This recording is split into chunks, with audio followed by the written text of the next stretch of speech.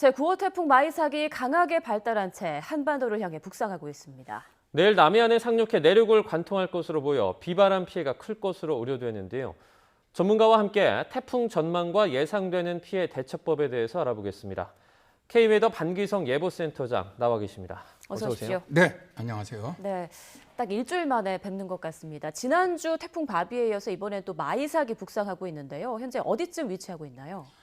현재 4시 현재 제주 서귀포 남서쪽 한 430km 정도에 위치하고 있고요. 중심 최대 풍속은 47m 추속입니다. 현재 이동을 하고 있고 현재대로 예상해서 이제 올라온다면 오늘 밤 20시에 제주 동쪽을 지나서 내일 새벽 한 2시경 정도입니다.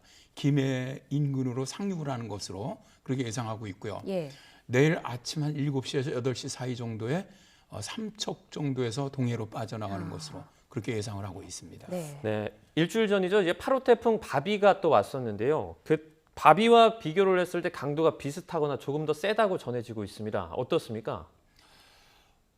실제로 이제 이 바비하고 상당히 비슷한 건 바비도 그랬지만은 굉장히 주변 기압계의 도움이 없이 고수온역에서 이제 자체적으로 발생한 태풍입니다. 그리고 굉장히 아주 동그란 태풍의 원형을 유지하는 중심은 굉장히 강한 이런 태풍의 공통점은 있는데 다르다는 거는 일단 이제 바비 같은 경우 이제 고위도에서 발생을 했는데 이번 마이삭 같은 경우는 저 태풍의 정상적인 아주 전통적인 위치죠. 북위 한 15도 정도에서 발생을 해서 북상한다는 점인데 실제로 어제까지만 하더라도 기상청 예보로 보면은 바비와 제주도 인근 해상을 지나갈 때는 강도가 비슷할 것으로 예상을 했었어요. 예. 근데 오늘 아침 4시에 발표한 걸 보니까 일단 바비보다는 세력은 약간 약화되는 것으로 그러니까 제주 인근 해상을 지나갈 때 960헥토파스칼 정도로 지금 보고 있거든요. 풍심은 40m. 지난번 어쨌든 기상청이 이제 나중에 논란이 있었죠. 정말 그렇게 강했던 태풍이냐. 예. 그런 논란이 있었는데 그 당시에 바비 같은 경우는 제주 인근을 지나갈 때 45m였거든요. 그러니까 현재 이 마이삭 같은 경우는 바비에 비해서는 예상입니다. 예상은 제주 인근을 지나갈 때는 한 5m 정도가 작은. 그러니까 실제 어제까지만 해도 매미보다도 오히려 강한 태풍일 것이라고 예측을 했는데 오늘 새벽 4시에 가장 최근에 이제 기상청 발표로는 거의 매미하고 상당히 비슷한 정도, 그 정도 태풍으로 현재 예상이 됩니다. 태풍 매미를 말씀해 주셨는데요. 이게 역대 최악의 태풍 가운데 하나로 꼽히는 2003년에 올라온 태풍 아니겠습니까? 지금 진로가 태풍 매미 때와 좀 비슷한 것으로 예상되고 있는데 어떻게 보십니까? 그렇습니다. 우리나라의 지금 북상한 태풍 중에서는 매미하고 가장 비슷한 진로를 보이고 있습니다. 실제로 이제 이 매미가 때 피해가 우리나라 태풍 피해에서는 두 번째죠. 루사 다음으로 141명의 사망 실종자가 발생을 했고 재산 피해도 4조 2천억 원 났었던 아주 참 굉장히 피해가 컸던 태풍인데 지금 제주 인근 해상을 지나갈 때 제주하고 거리가 150km 지금 정도 되는 걸로 기상청에서 이번 마이삭을 예측을 하는데 당시 매미도 150km 정도 떨어져서 지나갔거든요. 그러니까 제주도를 갖다 지나갈 때도 굉장히 비슷하고요. 거리가 일단. 그다음에 이제 상륙하는 게 당시에 매미 같은 경우는 4천만에 상륙을 했습니다. 근데 지금은 이제 김해 쪽으로 상륙을 하니까 매미가 약간 더 서쪽으로 상륙했다고 보시면 되고요. 그다음에 동쪽으로 빠져나가는 거는 매미 같은 경우는 삼척 정도로 빠져나갔는데 지금 이번에 마이삭 같은 경우 삼척보다 약간 북쪽입니다. 그러니까 약간의 차이는 있지만 거의 매미하고 굉장히 유사하게 지금 북상하고 있고 또 세력도 실제로 이제 매미가 이 제주 인근을 지나갈 때 중심 기압이 960헥토파스칼이었는데 이번에 마이삭도 기상청이 예측하는 게 960헥토파스칼 예측을 하고 있고요. 상륙할 때도 이제 매미 같은 경우는 965헥토파스칼이었는데 이번에도 마찬가지로 965헥토파스칼. 그러니까 굉장히 실제 진로도 비슷하고 세력도 굉장히 유사한 그런 태풍으로 보시면 되겠습니다. 그럼 매미 때는 피해가 어느 정도였나요? 매미 때 그 당시에 사망 실종자가 141명이었고요. 그다음에 재산 피해가 4조 2천억 원 정도가 됐습니다. 그리고 이 매미라든가 루사 같이 남해안으로 상륙하는 태풍은 굉장히 피해가 큽니다. 일단 비도 많이 내리고 그러기 때문에 그래서 이제 그 당시만 하더라도 예를 들어서 이 주택 같은 이런 건물이 한 5,100동 정도가 파괴가 됐고 이 선박 같은 경우도 한 5,900척 정도가 파손이 됐던 굉장히 피해가 컸던 태풍이죠. 일반적으로 태풍이 육지에 이렇게 상륙을 하면은 그 강도가 약해지지 않습니까?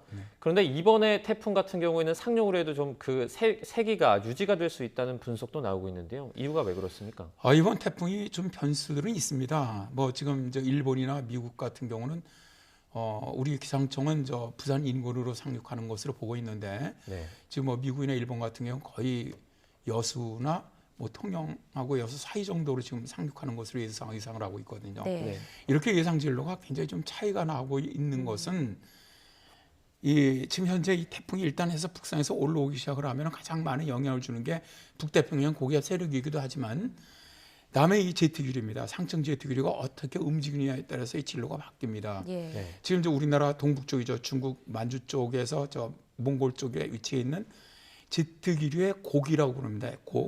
이 곡이 평탄하게 흐르면은 이 태풍이 좀 동편을 합니다. 네. 그러니까 기상청과 같은 진로를 보일 가능성이 높고요. 네. 이게 지금 저 곡이 깊어지고 있는데 더 깊어진다면은 미국이나 일본 예보처럼 그대로 거의 호남 정도로 상륙을 해갖고 관통에 올라가는 가장 위험한 태풍이 될 가능성도 있고요. 네. 근데 현재는 뭐 어쨌든 기상청은 계속 어제서부터 동일하게 부산 인근으로 지금 상륙한다고 예상을 하고 있는데 네. 이렇게 상륙을 하더라도 지금 기상청 같은 경우는 이제 그 삼척으로 빠져나갈 때도 거의 한 37m 정도 소속 거의 약해지지 않는 걸로 보고 있거든요. 네. 이건 뭐냐면은 제트류가 있을 때 이걸 끌어당기는 힘이 있습니다. 지금 같은 경우는 상층 제트가 강하기 때문에 우리는 저 태풍으로 말하면 상층에서는 발산기류가 있다고 얘기를 하거든요. 발산장을 실제로 그 상층에서 태풍을 끌어주는 효과가 있는데 네. 이게 끌어올리는 굉장히 빨리 끌어올리는 그런 힘을 가지고 있기 때문에 실제로 태풍이 약해지지 않고 그대로 북상할 가능성이 높다는 것이죠. 네. 네. 앞으로의 뭐 진로도의 변수는 있겠지만 어찌됐건 전남 해안이나 경남 해안에 지금 상륙할 것으로 예상되는 게 가장 큰 가능성인 것 같은데요. 그렇게 된다면 해안가의 해일 피해 가능성은 어떻게 될까요? 해일 피해는 상당히 있을 거로 봅니다. 지금 같은 경우는 이 정도 바람에 한다면 저 파도 같은 경우는 한 8에서 10m가 되겠지만 해일이 그 매미가 올라올 때 마산항을 그때 해일이 들어오면서 굉장히 16명이 사망자가 발생을 했었는데 예. 네. 해일 피해로 그 당시에 그 해일 높이가 한 2.3m 정도가 됐었습니다. 네. 해일은 파도하고 다릅니다. 네. 해일은 그대로 물결이 2.3m에 바닷물이 그대로 밀고 들어오는 거라고 생각을 하시면 됩니다. 그러니까 네. 정말 위험한 거죠.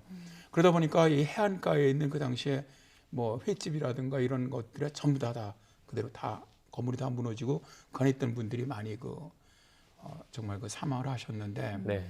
실제로 지금 남해안 쪽에 지금 상륙하는 건 일단 문제는 뭐냐면은 지금 기상청 예측으로는 내일 새벽 2시 정도에 남해안으로 상륙합니다. 예. 네. 근데 지금 일본 같은 경우는 21시 전후에 지금 남해안 상륙하고 있거든요. 네. 예측은. 기상청 예측이라면은 그래도 좀 다행입니다. 왜냐하면은 한 새벽 2시 같으면 간조 시간이 됩니다. 그러니까 밀물의 효과는 없거든요. 그러니까 단순히 이 태풍이 그 저기압으로 융기에 오른 그 바닷물과 먼 바다에서 끌고 들어오는 이게 해일의 영향인데 매미 같은 경우는 21시 그때 마산에 그 사천만에 상륙할 때가 21시에 상륙을 했는데 그때가 밀물 때하고 겹쳤습니다. 그때. 네. 그러면서 아주 역대 가장 큰 해일 피해가 났었는데 네. 이번에는 만일 기상청 예측대로 새벽 2시에 만일 상륙을 한다면 해일 피해는 그래도 그때보다는 좀 약간 적어질 가능성이 있다. 예. 네. 그러나 만에 하나 일본 기상청 예측대로 21시 정도에 만일 남해안에 상륙한다면 지금이 백중살이거든요. 그러니까 이 밀물 높이가 가장 높을 때입니다. 그러니까 정말 엄청난 해일 피해가 가능성이 있다는 것이죠. 그래서 네. 어쨌든 뭐 언제 어느 쪽으로 상륙을 하든 오늘 밤에 상륙하는 건 거의 뭐 확정돼 있거든요. 그러니까 이 남해안 쪽은 해일에 정말 만반의 대비를 갖다 하는 것이 필요하다고 봅니다. 네. 이번 태풍이 이제 영향을 주는 시기에 사실 가장 위험한 지역과 시기를 좀 여쭤보고 싶은데요. 일단 우리 기상청의 예보가 맞다는 가정하에 한번 말씀을 해주시죠. 네, 기상청 예측대로 한다면 일단 오늘 그 제주도 같은 경우는 한 17시부터 23시 전후 이때가 피크 타임이 될 겁니다. 예. 대개 태풍의 중심이 지나갈 때 앞으로 3시간 뒤에 3시간을 피크 타임으로 보거든요. 네. 지나갔다가 바람이 금방 줄어들지는 않습니다. 그리고 이제 남해안 같은 경우는 대개 한 20시서부터 그 다음날 새벽 한 4시 전후, 부산 같은 경우는 23시서부터 그 다음날 한 5시 전후 이때까지가 될 것 같고요. 네. 삼척 인근 동해안 지역이죠. 동해안 지역은 대개 내일 아침 4시서부터 한 10시 사이 정도 이때가 가장 위험한 그런 시간이 될 것으로 보고 있습니다. 네, 오늘 밤 사이 각별한 주의를 기울여야겠고 태풍 마이삭에서 또 10호 태풍도 지금 발생해서 올라오고 있는데 올해 유독 태풍이 많은 것 같습니다. 각별히 기상 정보를 계속 예의주시해야 할 것 같습니다. 지금까지 K웨더 반기성 예보센터장과 함께 태풍 전망 짚어봤습니다. 고맙습니다. 네, 고맙습니다. 감사합니다.